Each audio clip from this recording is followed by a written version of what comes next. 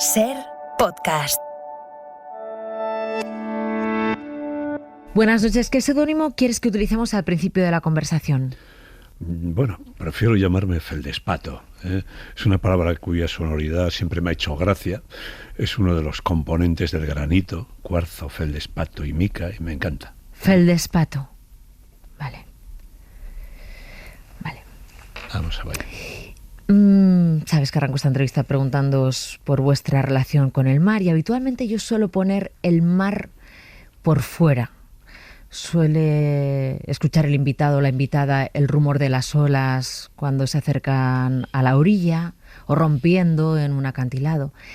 Pero a ti te he buscado otro sonido, que es el sonido del mar por dentro. Entonces quiero que lo escuches y me digas dónde se va tu cabeza.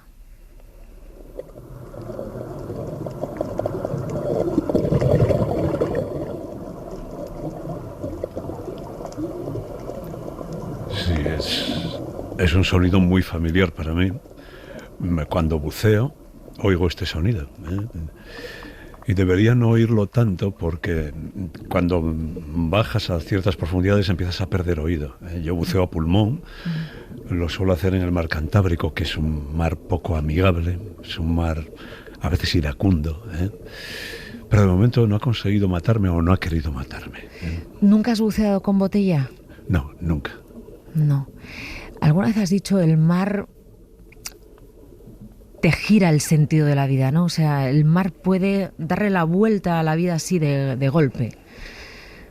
Sí, de hecho puede acabar con su vida, pero de momento ha sido bastante compasivo en los momentos difíciles y me ha cunado como si fuese su bebé. Se ha portado bien.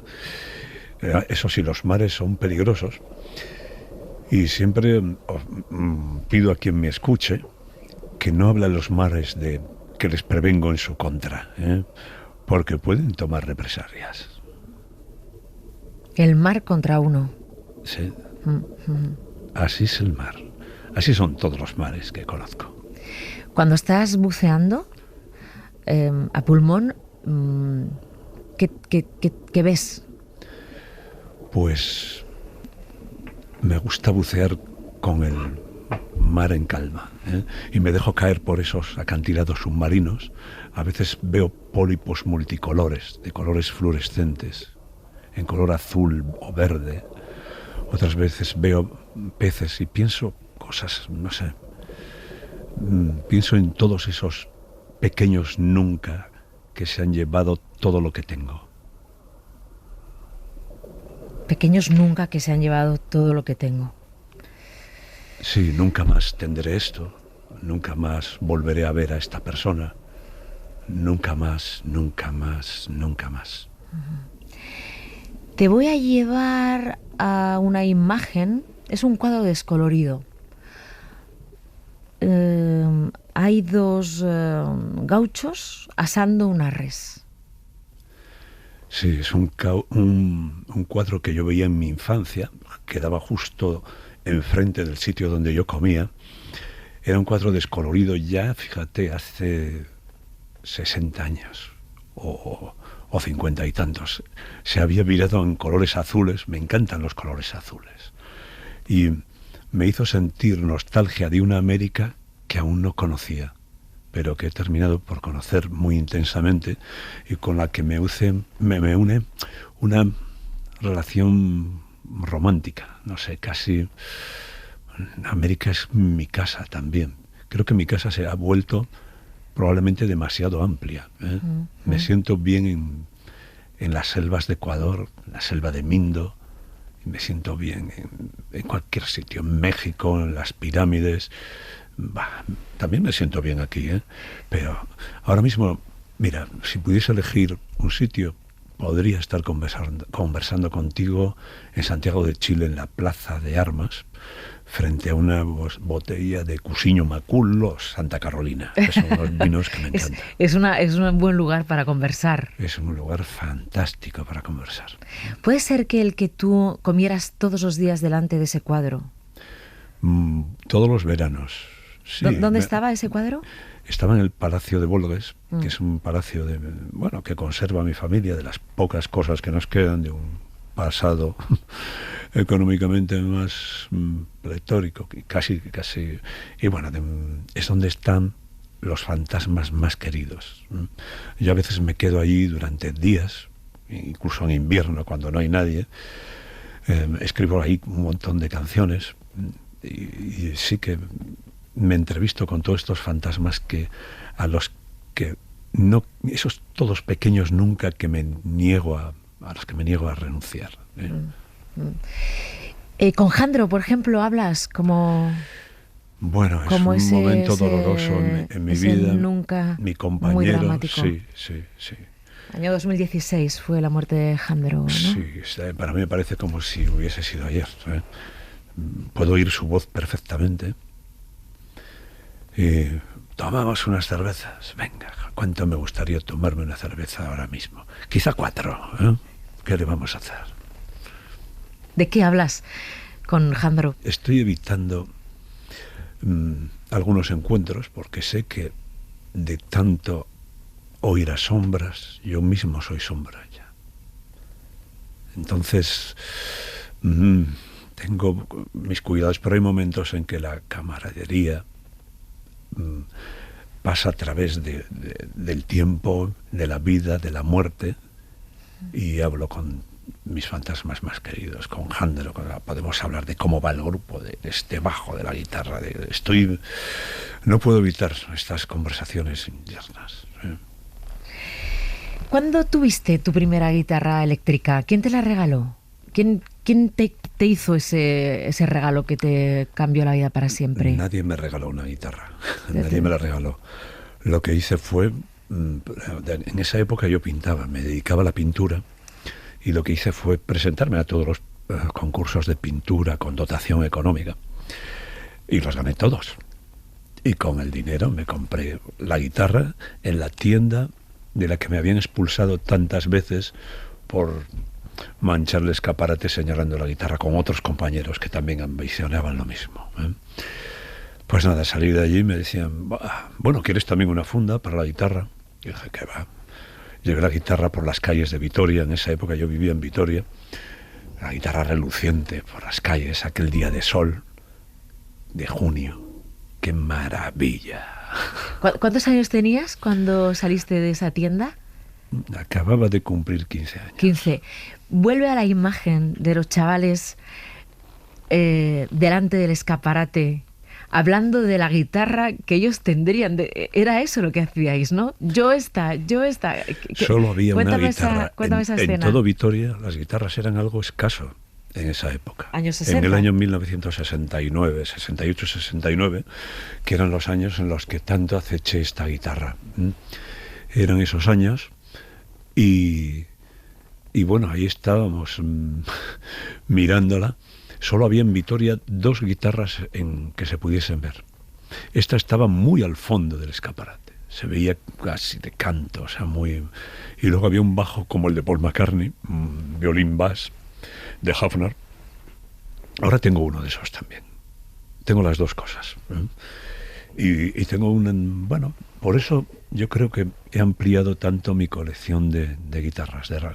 Son solo una herramienta de trabajo, pero yo les concedo una cierta vida. O sea, es un poco lo que decía Ricker del espíritu objetivado. Parece como si todas ellas llevasen un fantasma dentro que las hace sonar de una determinada manera y que les proporciona una malignidad que hace que te condicionen y que tú toques de una determinada manera. Puede que se deba a una cuestión de ergonomía, pero yo sospecho que hay algo un poco más maligno detrás. Pero me sorprende que hables de algo maligno cuando desde el principio de la conversación tú hablas de los fantasmas como de algo que te alegra en la vida, que te acompañan, no como nada siniestro. No lo es en absoluto. Les tengo un gran cariño. Las guitarras sí son, los instrumentos en sí que condicionan, te condicionan, y sustraerse a sus encantos, a ese hechizo, y buscar el camino musical que tú deseas, no el que te lleva el instrumento, pues es un ejercicio difícil y no exento de peligros, y sobre todo de adquirir técnica musical, a veces puede ir en detrimento de la propia música. Ese virtuosismo mal entendido puede llevarte en una dirección en la que no quieres ir. Y yo lucho a veces contra... No me permito a mí mismo tocar la guitarra muchas veces. ¿Ah, no? No, porque empiezo a desarrollar habilidades peligrosas que te llevan... los dedos se mueven solos, como si estuviesen poseídos por el instrumento, no por el corazón. ¿Cuánto tienes de genio? Bueno, yo creo que hay mucho de trabajo. De genio, pues bueno, probablemente lo soy, ¿eh? Es una herida que no puedo combatir con facilidad. Es una especie de maldición a la que no puedo sustraerme. No, pero las ideas me vienen.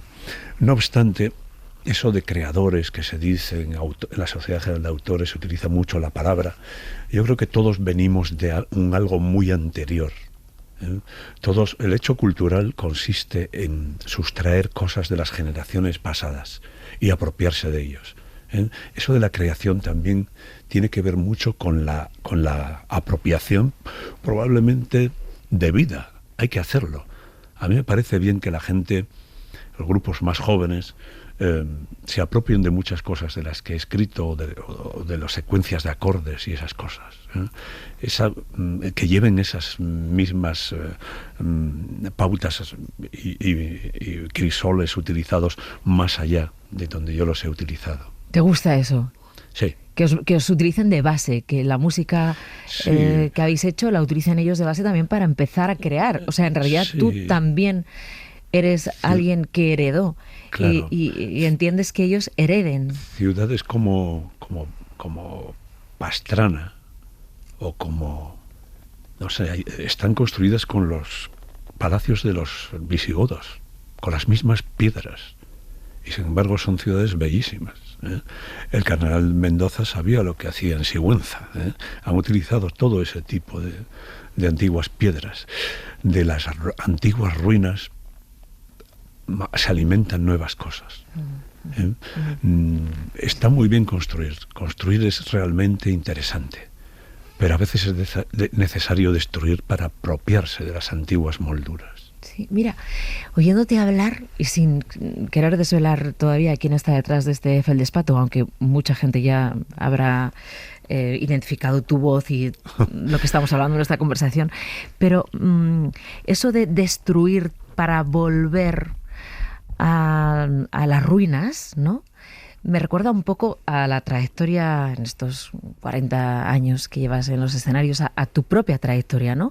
Rompes todo con este grupo tan fiero, tan novedoso en su día, y después te vas a hacer canciones más vinculadas a las orquestas, cuando apareces con Los Magníficos. Entonces es una ruptura y luego una vuelta casi a las orquestas de pueblo. Eso lo has vivido tú en tus carnes. Bueno, era un proyecto ambicioso, de Los Magníficos. Magníficos. Yo es que había visto orquestas tocando, orquestas de baile caminando por vías muy poco trilladas, y denostadas, desprestigiadas muy injustamente. Entonces lo que hicimos ahí fue reunirnos, una serie de locos, conseguir los instrumentos adecuados, instrumentos de época, peligrosamente caros, inasequiblemente caros, porque son piezas de colección, y utilizar los viejos moldes para construir canciones nuevas y también recuperar canciones perdidas ya del cancionero, y algunas otras muy hechas, pero que habían perdido su original raíz, su original frescura, y devolvérselas. Esa era una especie de cruzada en favor de estas músicas que, bueno, no puede acabar bien. Los héroes jamás son el bando vencido, pero a veces ser derrotado en estas condiciones es un honor y me llena de orgullo. O sea, fuiste derrotado con Los Magníficos, Sí, ahí cantando el Bésame mucho, cha cha cha. Era un proyecto A mí me gustó. A mí me gustó A mí me muchísimo. gustó, a mí también me gustó mucho. Me sigue gustando, ¿eh? Sí. Oigo esas antiguas grabaciones, o no tan antiguas porque hace muy poco tiempo, Y yo creo que han dotado de frescura un tipo de música que merecía ser recuperada. ¿Por qué Jorge Ilegal se ha puesto feldespato? Ya has dicho que tiene algo que ver con el material con el que trabajas en realidad, ¿no? Porque sigues haciendo moldes de soldaditos de plomo y soldaditos de plomo. También es algo me interesan, yo qué sé, probablemente son ese espíritu objetivado del que hablaba, que tienen los instrumentos y todas las obras de... Y bueno, pues fabrico soldaditos de plomo, pero más bien lo que utilizo son los antiguos moldes con los que se hacían juguetes. No miniaturas, no son miniaturas hechas con mucha precisión. Tienen ese toque infantil, pero a veces genial. Son como ese juguete artístico que me parece interesante. Durante la etapa de Ilegales, en la que os descubrimos, la que hacía a todo el mundo vibrar pensando, estamos en contra de todo, ¿no? Estamos sobre todo en contra de los poderosos, de las convenciones, ¿vale? Parecía que eso solo tenía que ver con la juventud. Y de pronto te encuentras... ¿Cuántos años tienes, Jorge Ilegal? Ahora tengo 66 años. Con 66 años, ¿toda la vida viviendo de la música? Sí, toda la vida. ¿Quién te lo iba a decir, no? Cuando tenías 20 años y de repente toda la vida viviendo de la música, de lo que querías cuando señalabas en ese escaparate a tu guitarra. Me habían prevenido contra la música y contra la posibilidad de vivir de la música y los riesgos que conllevaba. Yo podía haber... No iba nada mal en la Facultad de Derecho. Ya, cierto. Pero entre ser juez y ser músico, me quedo con la sopa sónica que pueda aportar una guitarra eléctrica desbocada. Porque creo que manejada de esa manera, y sobre todo el discurso que puedes incorporar, es más valioso que todos los bienes que pueda uno aportar a la sociedad siendo un juez todo lo justo posible. Yo creía que esta era una mejor aportación y sobre todo más divertida. He devorado la vida, me lo he pasado de bien, me he metido en montones de dificultades, he arriesgado la vida en múltiples ocasiones, me ha salido bien. Yo creo que esta falta de miedo... Eso te iba a decir, ¿a qué tienes miedo, Jorge Ilegal? No tengo miedos, no tengo esa fortuna, ese capital que es tener miedo. Nunca he tenido miedos. De hecho, peco de excesivamente atrevido.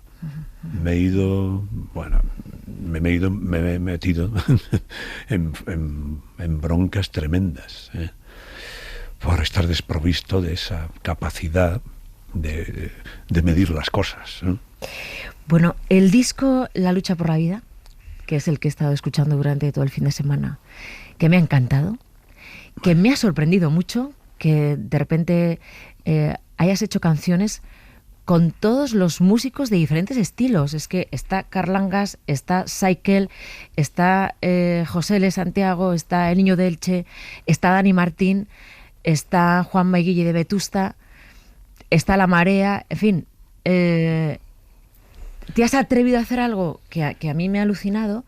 Que es que de repente el nuevo disco de Ilegales tiene un poco de todas las músicas que hemos bebido en los últimos 20 años, ¿no? Bueno, teníamos una colección de canciones, casi todas ellas totalmente nuevas. Apostamos por el futuro, pero en esta ocasión queríamos que no fuese endogámico, queríamos refuerzos externos para Ilegales, gente que generosamente fuese y demostrase la habitabilidad del grupo Ilegales y que fuesen Ilegales de pleno derecho durante el corto espacio de tiempo entre que nace y muere una canción. Esa era la filosofía. Pues con las canciones a la vista, casi todas ellas muy nuevas, de hecho 7 de ellas a estrenar, pero tipos de música, bueno, lo que hicimos fue llamar para cada una a un músico. Cuando os llamabas, ¿qué te decían? A muchos no los conocíamos. Hola, Dani Martín, soy Jorge Ilegal. Soy Jorge Ilegal, claro. Yo no conocía a Dani, pero le llamé y respondió muy bien. Escandaloso para los rockeros que un cantante de pop como Dani cante en una canción con Ilegales, pero lo ha hecho fantásticamente bien. Es muy solvente, es alguien que ha crecido mucho artísticamente y hace pop porque le da la gana, pero también es muy capaz de hacer rock, y lo ha demostrado. Bueno, llamé a gente como Loquillo, que es amigo mío desde 1982, eso es Muy un chula la contacto más canción fácil. también, sí. Pues, O Luz, yo qué ¿no? sé, Que igual teníais Luz más en Casal, común. sí, yo la conocí, yo creo en el 83, 84. Era una chica extraña, con una voz sublime, ¿eh? No sé, había gente también que conocía de festejos nocturnos, como puede ser Carlos Tarque, o M-Clan. M-Clan, sí. En fin. Iván Ferreiro también. Iván Ferreiro también. A Cuchi Romero no lo conocía, pero le llamé descaradamente. Marea, sí, sí. ¿Y por qué lo llamas la lucha por la vida? Porque, a ver, es que desde el principio la idea de eso, de la muerte de los que no están, te ronda la cabeza. Y entiendo que te ha rondado desde hace muchos años, ¿no? Y lo llamas ahora la lucha por la vida. Sí, bueno, también La lucha por la vida es una trilogía de Baroja. Uno de los libros es La busca, otro Aurora Roja, y el otro no me recuerdo ahora cómo se llama. Es una trilogía. Yo soy lector de Baroja porque heredé la colección de libros de mi abuelo, o gran parte de ella, y bueno, me hice asiduo lector de Baroja. Bueno, también de Valle Inclán. De Quevedo, ¿no? También, Quevedo sí. Me encanta. Quevedo es un punky tremendo. Sí lo es. Marcial, Juvenal. ¿Y la lucha por la vida? O sea, ¿por qué llamas así este último disco? Estamos todos inmersos en una lucha por la vida. Ilegales sobre todo. Ilegales es una banda que ha estado asumiendo con un injustificado optimismo circunstancias muy adversas. La vida ha hecho pinza muchas veces para destruirnos. No ha podido. Cuando murió Jandro, que los oyentes que nos han oído hablar de esto al principio igual no relacionan, ¿no pensasteis en dejarlo? ¿O cómo afectó la muerte de Jandro, que fue inesperada, de un infarto el día que salíais hacia un concierto? O sea, ¿no pensasteis, Yo pensé una cosa. Pensé en seguir inmediatamente. Lo decidimos ahí. La voz del compañero caído grita en cada compañero vivo. Tenemos dos posibilidades. O entrar en depresión o seguir adelante. Echarle valor. Abatidos pero erguidos. Ese era el lema. Bueno, he elegido, teníamos algunas canciones, pero nos vamos acercando al final del programa y, cómo no, he elegido para cerrar Ángel Exterminador, que es un clásico de Ilegales, que es el himno antibélico para muchísima gente. Es la única canción antigua del disco. Que encima cantas con Bunbury, que hoy ha anunciado que lo va a dejar. ¿Ya sabías que él lo iba a dejar? No, y le escribiré y bueno, ya hablaremos de eso.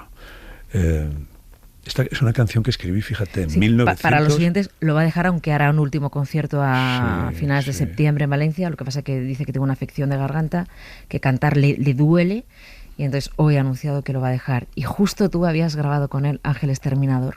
Y cantó con gran solvencia en un tono muy alto, porque esta canción lleva un tono diabólico, ¿eh? Y bueno, aquí está esta aportación generosa. O sea, ¿no te estremece pensar que la letra de Ángel Exterminador es perfecta para hoy? Sí. Te estremece, o sea, tiene a uno que hacerle daño también, pensando, no cambian las cosas. No cambian, la especie humana es muy previsible, ¿eh? Espera la guerra, aún no se ha declarado, ya lo sé, pero habrá guerra, guerra excitante y prohibida, solo es para mayores de 18 años. Vuelves a casa como un Boy Scout, quieres ser un héroe, aún no ha muerto nadie, ya lo sé. Fíjate que la había oído 1000 veces, ¿no? Antes de volver a escucharla ahora en la invasión de Rusia a Ucrania. Y yo, que soy de la gripa fácil, esta mañana pues lloraba, ¿no? Porque es tremendo, es tremendo. Es tremendo, es tremendo. Pues nada, la guerra llamando a las puertas de Europa, yo creo que muy ingenuamente hemos olvidado el principio ese de si quieres la paz, prepara la guerra. En fin.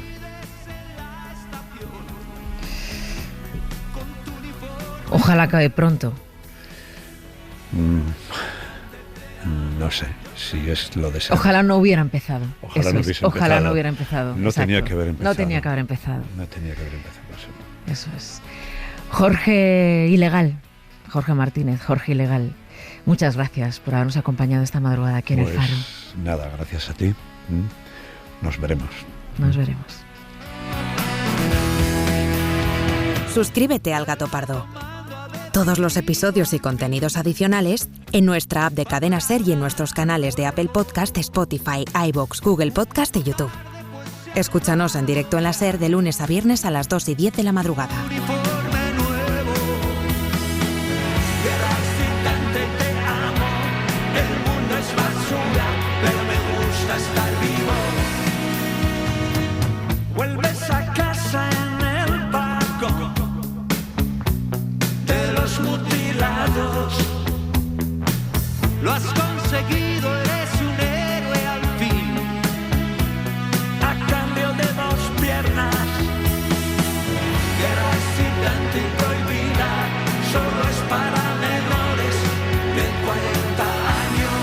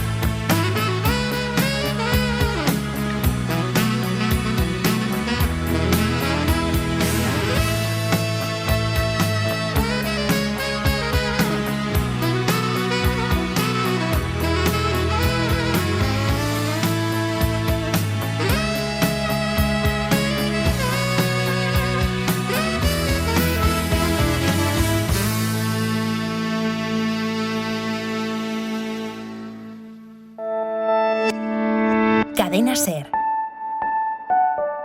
La radio.